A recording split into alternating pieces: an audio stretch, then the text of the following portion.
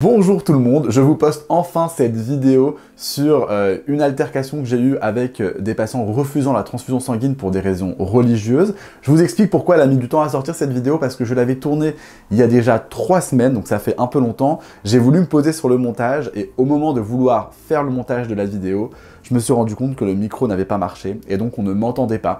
Donc sauf si tout le monde sait lire sur les lèvres, ça aurait pas été intéressant que je vous la poste.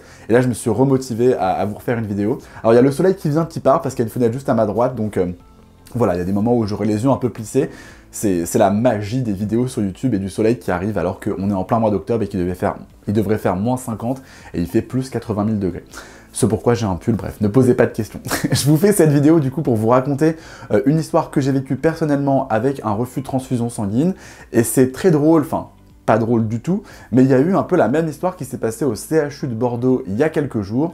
Je vous mets juste en bas l'article dans le Parisien, pas dans le Président, qui a été publié, qui raconte un peu l'histoire de cette patiente, et je vais vous raconter mon histoire qui est relativement similaire à celle qui s'est passée à Bordeaux. Alors, c'était une patiente qui était hospitalisée dans mon service pour ce qu'on appelle une migration lithiasique. Migration lithiasique, je vous explique très facilement ce que c'est. En gros, votre vésicule biliaire, c'est un réservoir des acides biliaires, donc de tout ce qui est produit par le foie.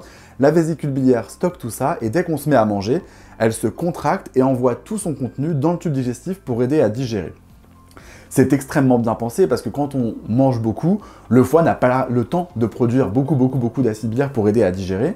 Donc la vésicule biliaire les stocke et dès qu'il y a besoin, elle se contracte, elle envoie une grosse dose d'acide biliaire permettant au foie de continuer sa production tranquillement et éviter que le foie se mette à trop carburer. Donc voilà, c'est un petit réservoir à sécrétion biliaire qui vont être déversées quand on digère. Ça, c'est quand tout se passe bien. Il arrive des situations chez certains patients où dans cette vésicule biliaire, malheureusement, il va se former des cailloux dans la vésicule. Et vous avez de la chance, j'ai ici un petit caillou qui a été récupéré par un chirurgien. Je vous montre à quoi ça ressemble. Alors, le focus, il faudrait qu'il se mette, je fais comme les influenceurs beauté. Hop, et donc ça ressemble à ça, un caillou biliaire. Donc celui-ci est pas mal gros, vous voyez. Donc ça ressemble à ça. Et ce caillou, du coup, est passé de la vésicule dans les tuyaux du foie et a bouché les tuyaux du foie pendant un moment. Quand les tuyaux du foie se bougent, ça fait extrêmement mal. C'est ce qu'on appelle la colique hépatique. Ça se bouge, ça fait mal. Soit on a de la chance, ce caillou passe très rapidement, fait mal mais n'embête personne, soit il va se bloquer dans un des tuyaux du foie, va perturber le fonctionnement du foie et ensuite risque de s'infecter, de donner ce qu'on appelle une angiocolite. Chez ma patiente, c'était très simple. Le caillou s'est bloqué, lui a perturbé son bilan du foie et a réussi à passer de manière spontanée. Ce qu'il fallait faire dans cette situation-là, c'est de faire plein de petites interventions avant pour être sûr qu'il n'y ait pas d'autres cailloux qui soient bloqués dans les tuyaux du foie. Ça a été réalisé et il n'y avait plus de petits cailloux dans les tuyaux du foie. La suite de la prise en charge, c'est d'aller retirer le réservoir de calcul et donc d'aller appeler nos collègues chirurgiens pour qu'ils aillent opérer la patiente et retirer la vésicule biliaire pour éviter qu'elle ait d'autres migrations lithiasiques, d'autres calculs qui se forment dans sa vésicule et qui passent à chaque fois et qui risquent de se compliquer de manière plus grave les fois suivantes. Très bien. La patiente est hospitalisée dans mon service et donc j'appelle mes collègues chirurgiens pour qu'ils viennent la voir et lui expliquent l'intervention chirurgicale qui consiste à aller retirer la vésicule biliaire. Avant ça, le temps que les chirurgiens arrivent, donc c'était genre le matin, je les ai appelés, ils m'ont dit on passera en début d'après-midi parce qu'on a pas mal de blocs à faire dans la matinée, donc on passera en début d'après-midi et la patiente, on l'opérera très certainement demain ou après-demain. Parfait. Je vais voir la patiente du coup dans la matinée, il y avait sa fille dans la chambre, donc je lui explique, voilà, on va vous retirer la vésicule biliaire pour éviter que vous ayez de nouveaux épisodes avec des cailloux qui passent et qui risquent potentiellement d'abîmer votre foie. Et s'il y a beaucoup de cailloux qui se mettent à passer et qu'il y a un nouveau caillou qui se bouge, c'est plus probable que les choses se compliquent lors de la deuxième, la troisième, voire la quatrième fois où il y aura des cailloux qui vont se boucher. Donc la patiente me dit très bien, aucun problème, sa fille est présente en plus, aucun problème, on est d'accord pour l'opération. Je leur explique les risques à la chirurgie, que sont premièrement les infections. Il est possible qu'en retirant la vésicule, il y ait un peu de bile qui part dans le ventre, qui s'infecte. Il est possible que voilà, il y ait des infections comme on touche au tube digestif, que ça s'infecte. Si ça arrive, on met des antibiotiques et ça calme l'infection. La deuxième grosse complication de la chirurgie, c'est l'hémorragie. C'est-à-dire qu'en retirant la vésicule biliaire, les chirurgiens peuvent arriver, ça arrive, c'est très rare mais ça peut arriver, couper une petite artère ou une petite veine et donc ça se met à saigner abondamment. Quand ça se met à saigner abondamment, pas de panique en général, les chirurgiens arrivent Je dis on parce que c'est un vrai travail d'équipe. Moi, je transfère les patients au chirurgien, etc. Donc, on travaille main dans la main. On arrive à fermer le vaisseau qui saigne avec des petits clips. C'est comme des sortes de pinces à linge, mais vraiment microscopiques, qu'on met sur le vaisseau, qui le ferme et qui arrête le saignement. Ou alors, ce qu'on peut, c'est cautériser le vaisseau qui saigne, donc le cramer, pour faire que ça cicatrise très rapidement et ça arrête les saignements.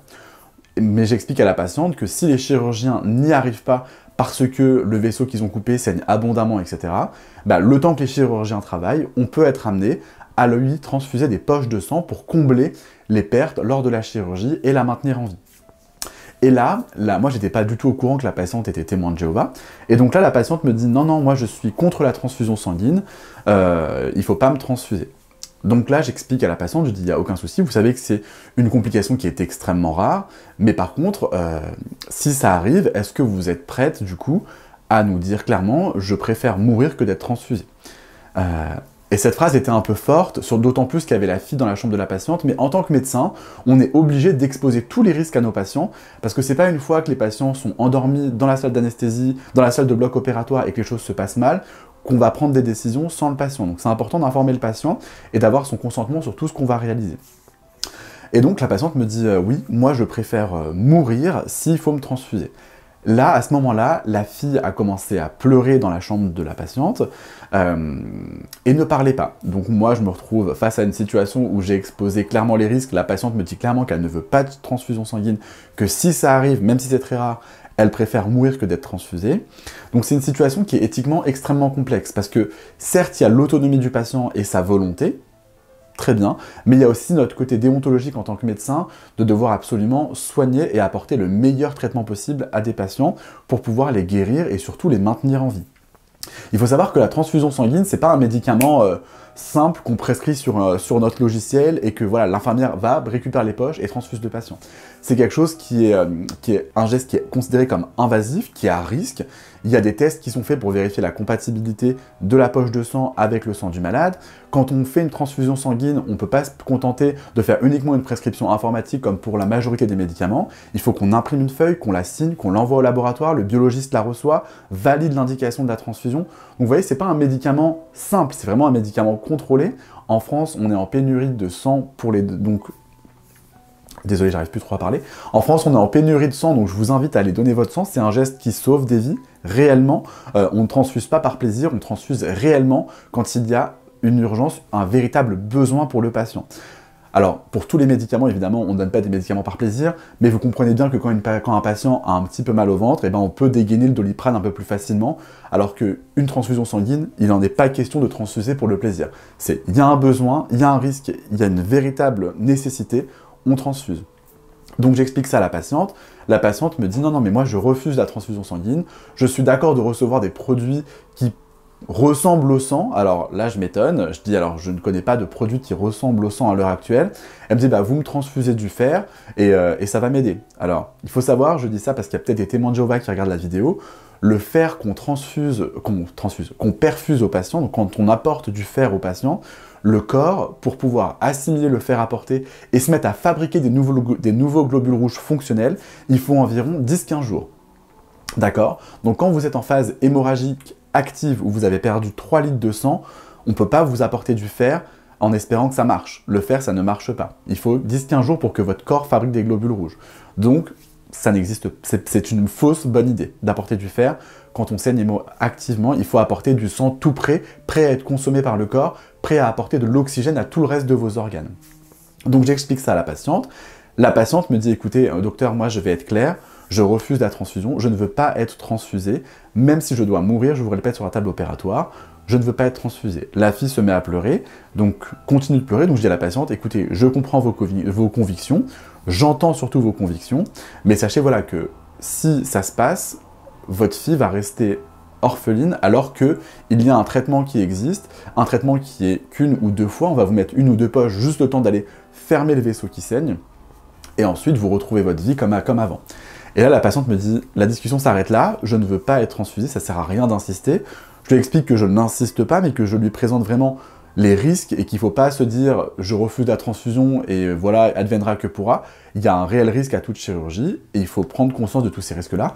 Et il est possible que l'anesthésiste vous fasse signer un consentement, comme quoi, si vous devez transfusion ou mourir, vous préférez mourir et ce sera votre choix et qu'on vous a tous informés des risques. Et donc voilà, votre fille est présente, elle est témoin, et donc je vais appeler une infirmière avec moi dans la chambre pour qu'on ait cette discussion avec un témoin médical aussi. C'est important parce que les risques sont présents et il faut que tout soit au plus clair dans votre dossier pour éviter les soucis par la suite si il devait y avoir des complications qui sont encore une fois, je le répète, extrêmement rares.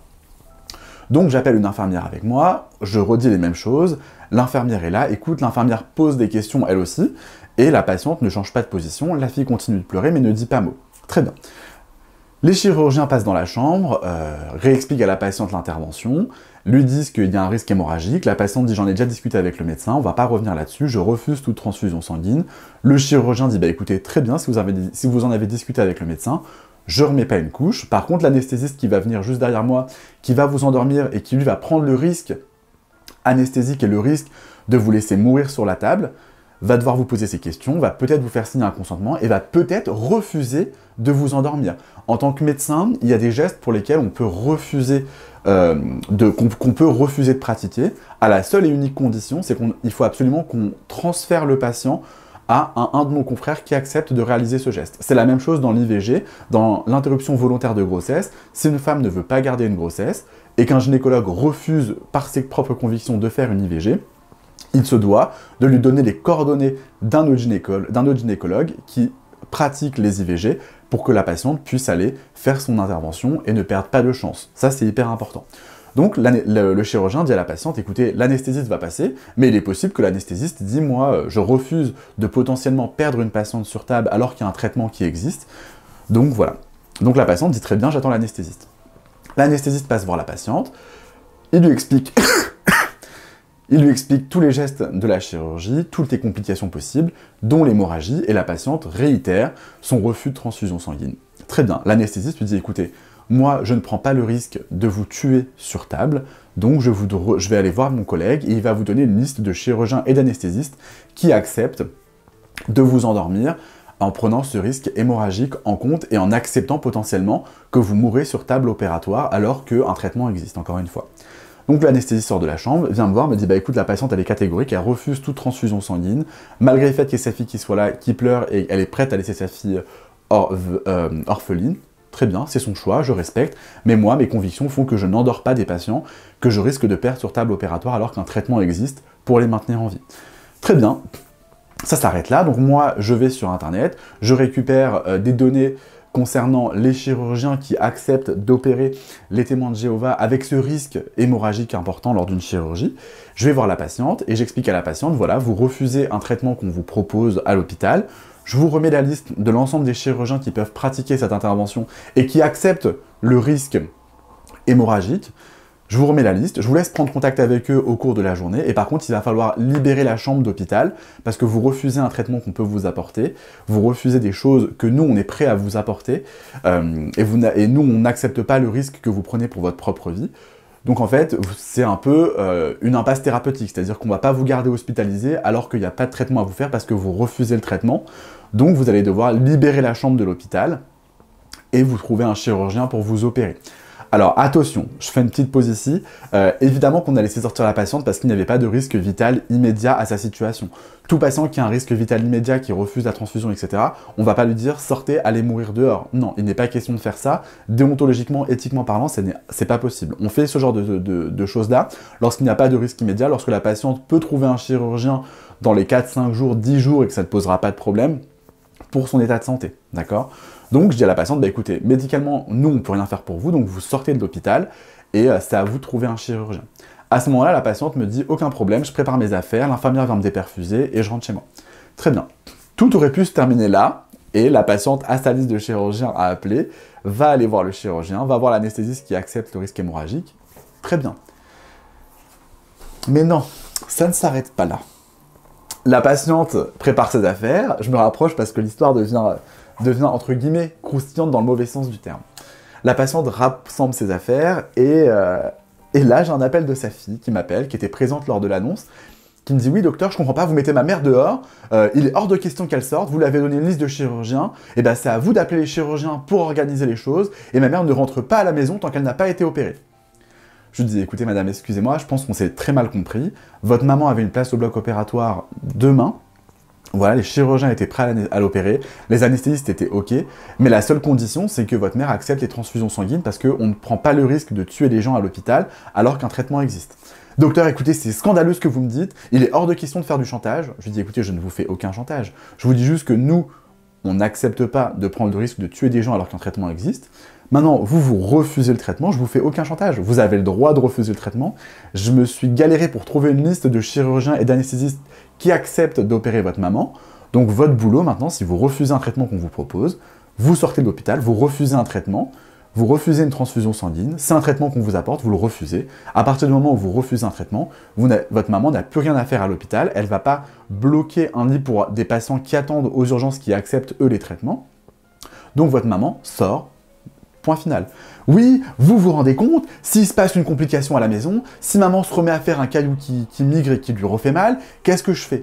Je dis, bah écoutez, ça c'est le risque que vous acceptez, vous refusez un traitement qu'on vous apporte. Moi, je peux pas me mettre en 4 pour des gens qui refusent des potentiels traitements. Qu'est-ce que vous voulez que je vous dise? Vous appelez le chirurgien dès aujourd'hui, il va vous donner un rendez-vous la semaine prochaine, et l'histoire est terminée là. Non, mais moi, c'est scandaleux. En tant que médecin, vous ne devrez pas faire ça. Vous devriez vous battre pour vos patients. Je fais, mais écoutez, je me suis battu avec votre maman. J'ai été la revoir en votre absence. J'ai rediscuté avec elle. Le risque est extrêmement faible. Elle n'accepte pas la transfusion.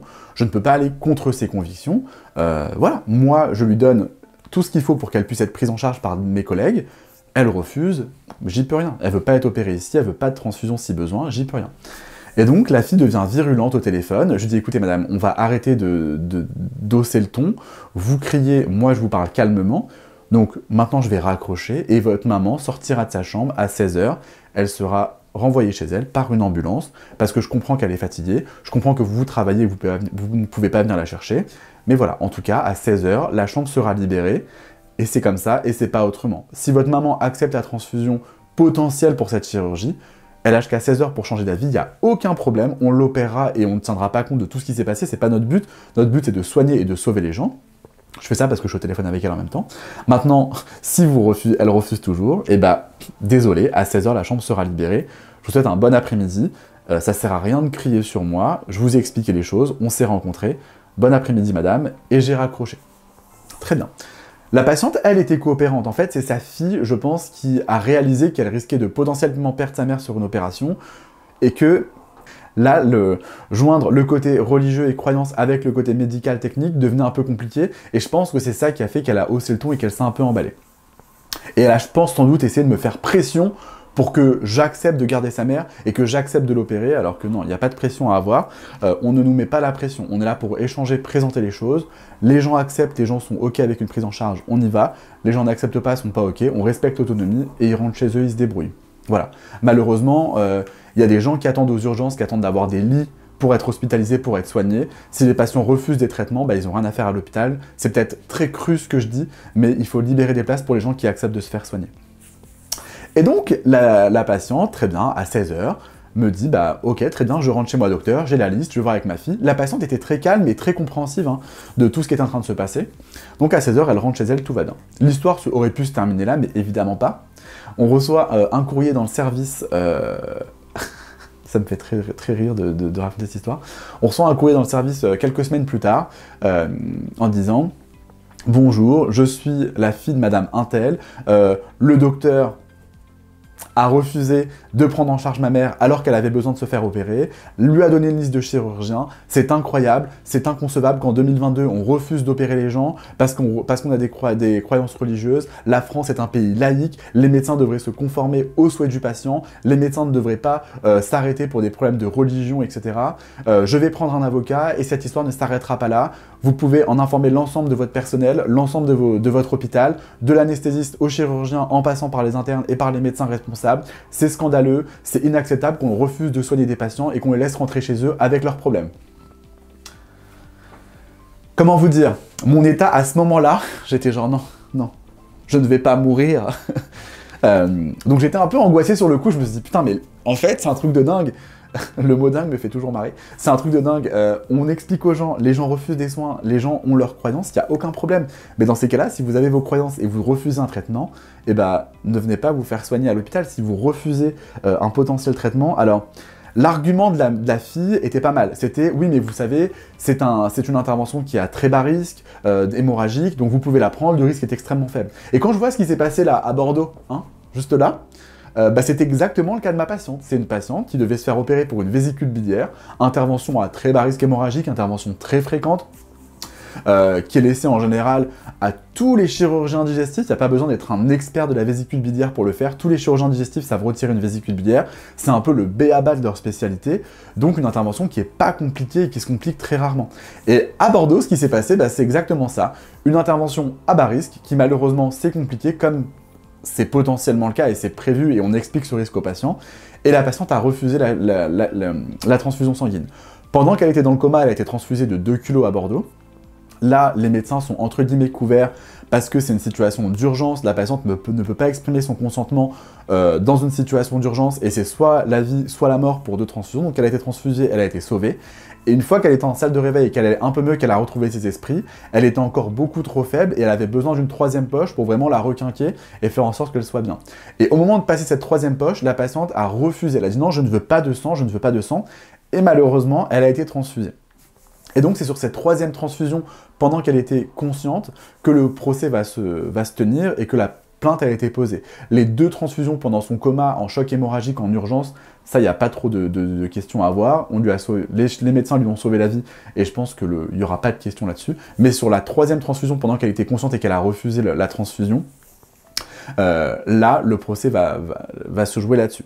Alors moi, ce que je dis aux gens qui sont conscients et qui refusent une transfusion sanguine, si vous refusez la transfusion, eh ben je sais pas en fait, soit vous dites je m'en vais de l'hôpital, je signe une décharge, j'arrache le cathéter de la transfusion et je refuse la transfusion et j'arrache les choses, et voilà, et je marque mon vrai refus et je signe une décharge et je pars de l'hôpital.